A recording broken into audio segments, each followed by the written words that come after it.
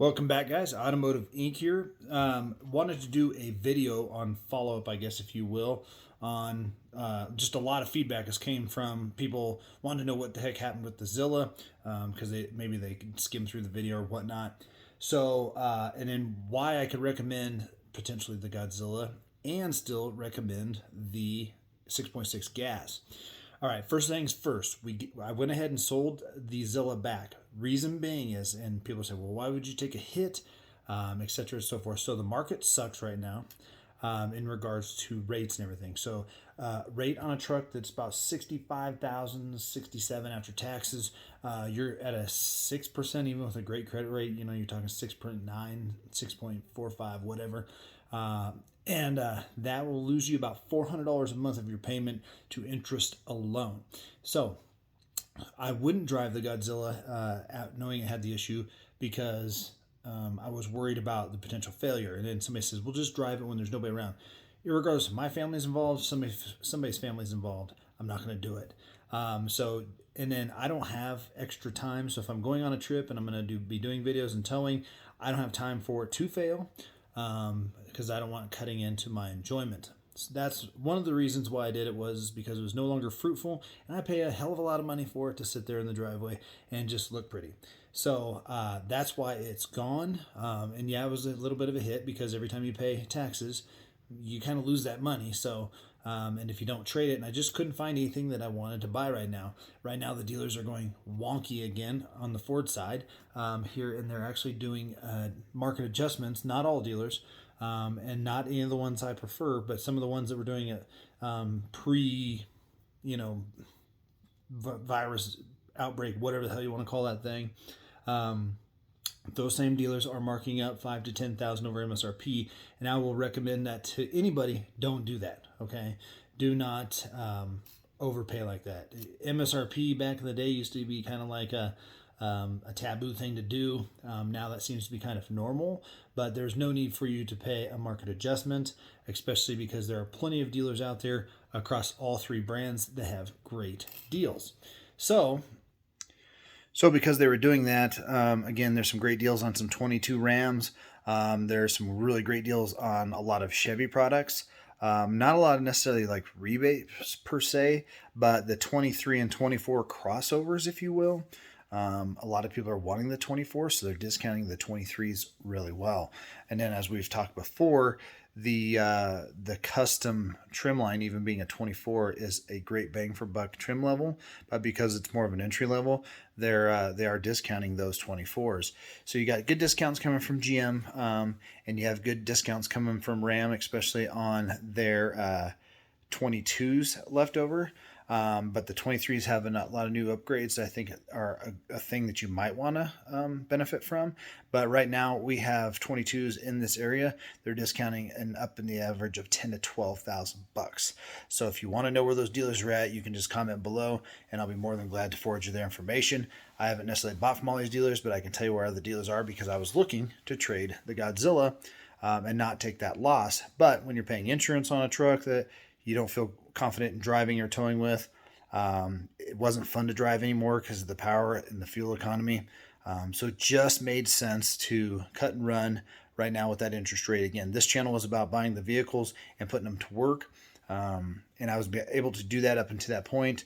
But then once that happened, I just wasn't even going to spend my time having that potential out there. So it's gone nonetheless. All right.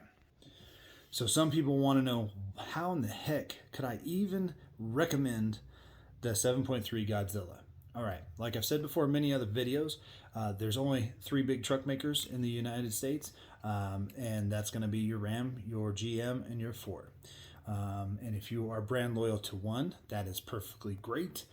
My father was he had Fords when he was younger, but then he became a GM guy, and that was just kind of how he ran it out. And he had some turkeys of GMCs and Chevys, but at the end of the day, that was his brand.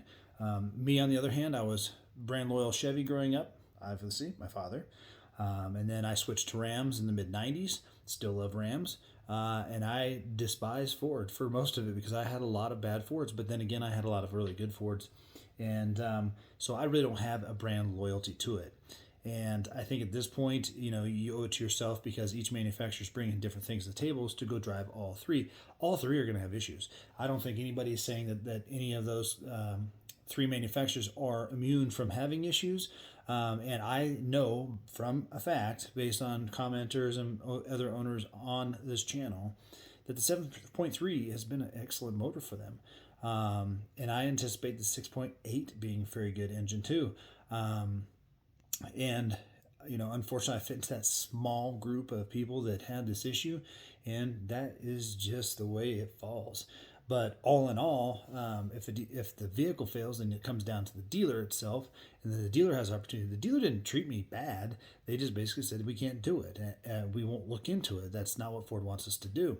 And to be honest with you, even if I had kept it to blow it up, they're never going to invite me back there to have me watch them dissect the engine. As a matter of fact, they probably wouldn't dissect it very far, and they definitely wouldn't tell me, because right now they can just wrap it all into the lifter failure issue if that was the case.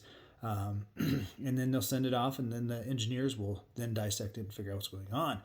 But the 7.3 has probably had millions and millions of miles of testing before it even came to market, and then there's probably, like I said, 2% is what they were telling me what's going on with that. And being that the 6.8 is new, who knows if that's going to pick up any of those issues. But yeah, the truck itself, I like the Ford truck.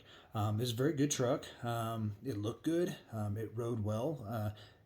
Again, there's nuances to what you mean by ride well. It's a good riding truck, but other trucks do ride better, and there are aspects of the Chevy or the Ram that are better than the Ford, and vice versa. There's aspects of the Ford that makes it better than the Chevy and the Ram. So I mean, at the end of the day, being objective to the channel versus being like one-sided or one direction is not what I wanted to do. And when I bought them, it was to try and see, not necessarily abuse them, but see if one of these would fail.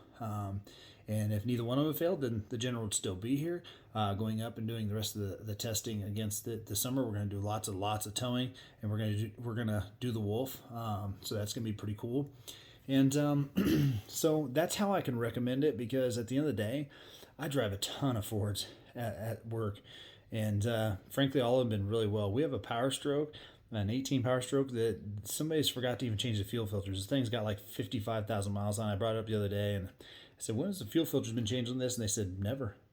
So that just goes to show that it's a bone stock bean can work truck. So, people say your engine won't run if you don't change the filters. Yeah, there's all kinds of stuff to that. But, it just goes to show that Ford does make a solid truck, just like GM does and just like Ram does. So, I just can't not recommend the truck just because that one truck failed. I mean, if I had to put my truck in the stack of probably 20 other Fords we drive at work and combine the miles, then I would have to say that Ford was the majority, did better. 95% works, or 90% of the truck works. One truck failed and all that. So, yeah, I'd recommend the Ford in regards to that. Now, when it comes to the 6.6 L8T that's out in the driveway, Big Red, aka Kong, that truck, again, it's going to have a carryover TSB from GM saying that the 6.6 liter can burn, not will, can burn up to 1 quart of oil for every 100 gallons, which is roughly about 1,000 miles. And that's just a carryover bulletin. But just like with the Zilla, and I'll tell you this, I have so many watchers that have experienced zero oil burn. But does that mean that nobody has? No, of course not. That's why this bulletin's out.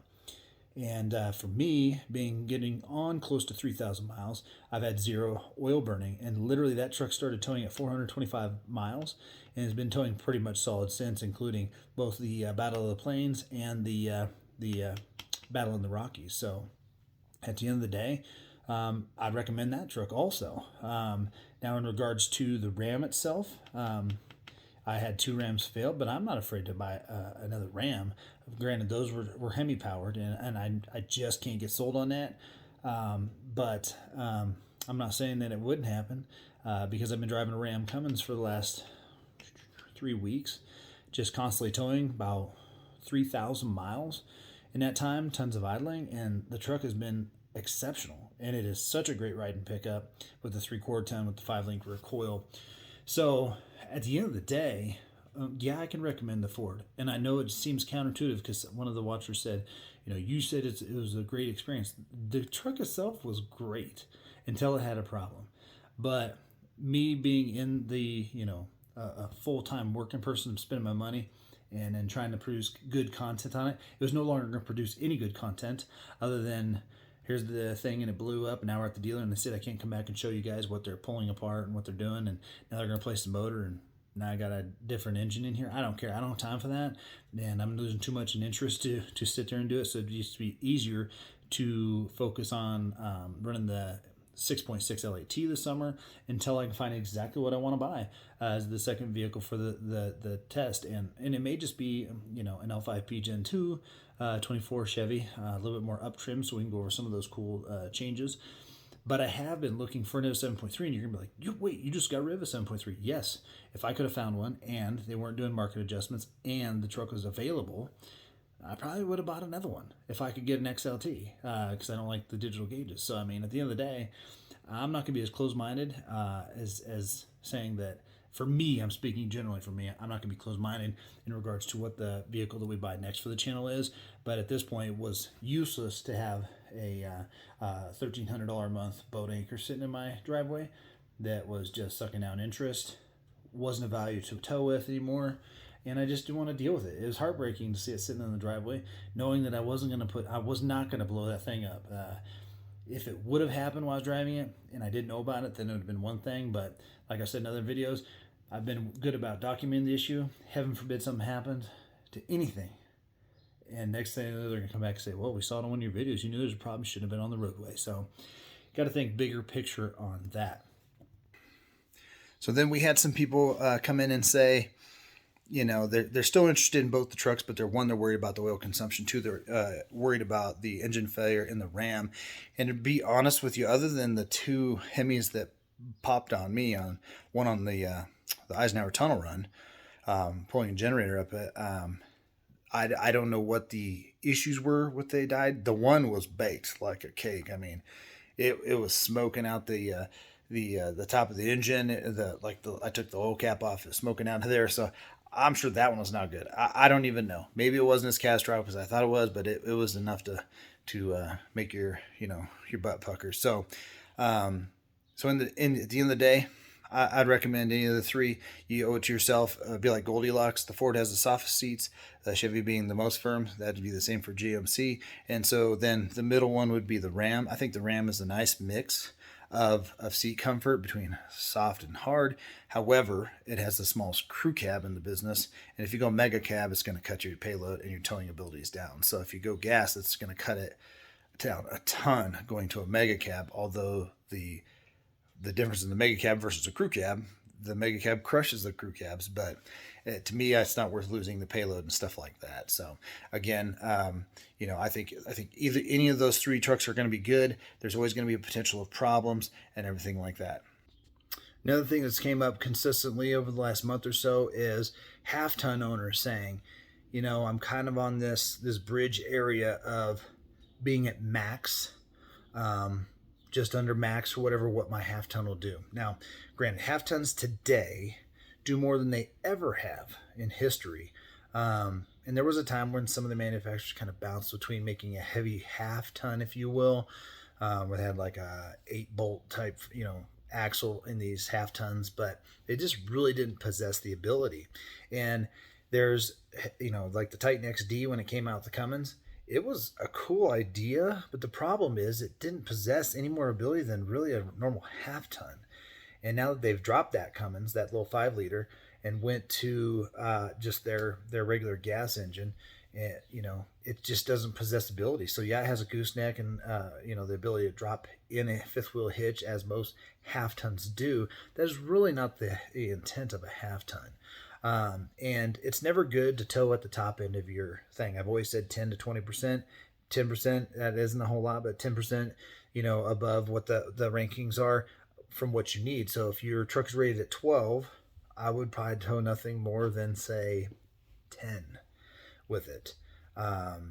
Just because at the end of the day, you have your family, your pups, you have your gear, the canoe, whatever the heck you're throwing on the back of there, a boomerang, a bag of chicken, I don't really know, water, gas, batteries, etc., solar panels. Those are all going to affect the actual ability of your vehicle. And even though, like I said, when you go up to that top range, and I've mentioned the story about my two neighbors had the matching Max Tow Ford F-150s, great pickups. Neither one of them could handle their small trailers long term because, again, once you start moving, just because it only weighs 10, now you got a big windsock behind the truck. So you got to keep, there's just a lot of nuances to it. And then what I like to tell people too is when you're towing something, you really want to have your tow vehicle being proportionate to your trailer. I see so many people towing with like a crew cab, baby box, F-150 or Silverado, and they're towing something that's like 36 feet long because they're like, oh well, it only weighs 9,000 pounds. Yeah, but that thing's like 2.5 times the length of your towing vehicle. In addition to that, you don't have as big as robust brakes as a heavy duty truck. You don't have all the extra cooling that a bigger truck would do. And again, you have this big giant sock that you can't control. Even with all the fancy sway hitches, it's just really, really not a great idea to max those vehicles out or to potentially push, you know, the controllability. Again, I don't care that there's twin turbo four cylinders, or sorry, twin turbo V6s and then turbo four cylinders now that have more horsepower than a 400 small block Chevy. Shoot, they're even more powerful than the old 454. But it doesn't matter. If you can get it up to speed, you still have to be able to stop it. You have to be able to control it. And especially when people are going up and over mountains, or heck, just going across the plains, you hit a windstorm and it starts whipping that half ton around, you can lose control. I mean, when I was growing up, my dad always said they used to make a regular cab short bed pickup, and I'm talking that thing was short, it was almost the size of a Bronco. And my dad always said you don't tow the short box anything, period. But that back then, they really didn't have extended cabs, and they really didn't have crew cabs unless you got the HDs, and then they had crew cab 8-foot beds or 8-foot dualies. So I mean, you really didn't run into that. So you know, at the end of the day, yeah, I wouldn't recommend pushing that to the top limit of your truck's abilities or whatnot. Heavy duty trucks are robust. They have a heavier duty suspension. They weigh more. They're wider stanced. They're more firm planted. They have more cooling. They have bigger brakes. So those are nuances that you want to take into consideration, because even though your truck might do it, you might be overworking your truck in a lot of aspects that has nothing to do with the engine or the transmission. So it's just one of those things. And the EcoBoost Fords I've towed with, they don't do great with engine braking. They kind of just roll out and you use your brakes just as much, versus the heavy duties. You can just limit the gears and use that engine braking more to do that. So at the end of the day, I would say if you're in love with your half ton and you just really don't want a heavy duty a heavy duty truck, there are other avenues, and I will come to you guys with a video on that here coming up real shortly. That keep your truck and I'll tell you how to take care of this and to get your towing needs done. But at the end of the day, guys, I would say this: I'm going to recommend the Ford. I'm going to recommend the Chevy for sure. And after driving the Cummins for the last 3,000 miles, I'd have to say that if you're in the diesel market, that might be your best bet right now to get a diesel at a really inexpensive price. Again, Chevy's offering great deals on their diesel customs. So, I mean, if you're in the market and you're kind of wavering, you think you need a diesel, look at your towing. If you're under 20,000 pounds, most of the gassers can do that. And then really look at, when you're not towing, what are you using the vehicle for? If you're going to tow twice a year, 3 times a year, but the rest of the time it's going to sit in the driveway, if it's only towing, you could probably go with a diesel. And you can get into a Chevy Custom diesel for under 68. You get into a Power Stroke for probably under 71. And a Ram right now, if you go 22, you can get one for in the low 60s, like $62,000. So, but on the flip side of that, if you're going to be using your truck 3 times a year for towing, but the rest of the time you need to go pick up marmalade at the store and take grandma to her doctor's appointments and be stuck in traffic all the time, I would really try and deter you from going diesel, just because the after treatment processes and systems in those vehicles are so ghastly expensive to maintain and replace, clean and repair. And those are all things that you're not going to run into a gas engine. And no matter which one you were to skin and go with, they're both going to have a warranty. So if it's a jalopy, you can do what I did. You can sell it early. You can keep it. It'll be under warranty. Diesels do have a little bit longer warranty, but what I found is, and I was in the car market, is most people never carry their vehicle to full term and pay it off. The vast majority trade it within 3 years and 36,000 miles. That's why there's that perfect little warranty right there where it covers you. But for the long story short of it, most gas engines now are 560. So I would just say that, look at your towing, what you really need. I always go back to this. I had a lot of 6-liter Fords, and everybody said that was garbage trash motor. And there are a lot of devout 6.0 followers. And then came out that 6.4, and I had one. I had a dually, and all it did was tow, and it was a fantastic truck. No problems. All it did was tow. Great truck. And everybody says that's the worst engine, but if you actually look into it, it's actually the lowest issued power stroke, even though it had a short run. It had the least amount of how many were made versus how many issues there were that were, horrible. So when you look at and you say, well, the Ford's got this issue and the Chevy's got this issue, and I don't even know what the heck's going on with Ram, I would say this. They're out there, and you can go to any forum on the internet, and by the time you leave that forum, you'll be a stern hater and a lover of something. You're going to hate this, and you're going to love that, and everybody's going to have their opinion, and especially if they're brand loyal. I'm running into that a lot here when people like to comment about, that they're a Chevy guy or a Ford guy or whatever, and apparently they're not watching all the content because I love all trucks. So if I could afford to have all of them for free, if anybody wants to give me a Ram, I'll take you up on that. But at the end of the day, I've taken chances on some engines, and they've been fantastic. I took a chance on a 7.3. I was actually trying to get a Power Stroke, and I turned down the Power Stroke and got the General, and I ended up ordering a 23 Power Stroke, and I got a great deal on it. I was actually getting a family plan on that, and I was actually getting it for a discount instead of a markup. I turned it down for the General, and then the General failed me. I don't think that that's an overall general value of how Ford is. I know people have seen the CEO saying they have problems. Everybody does have problems, and Ford makes more vehicles than anybody, so they're going to have more dirty laundry. And at the end of the day, though, I look at it like this. You just can't go wrong with any of the three, I think, as long as you go out and you say this cab style, this engine, everything makes sense for me. And I think at the end of the day, that's the best way for me to explain it, guys. That's how I can recommend a Ford, even though I just took one I just took one hard on getting rid of it, but it just doesn't phase me on it. And I look forward to more opportunities with a 7.3 and even a 6.8. So I hope this answered some of your guys' questions.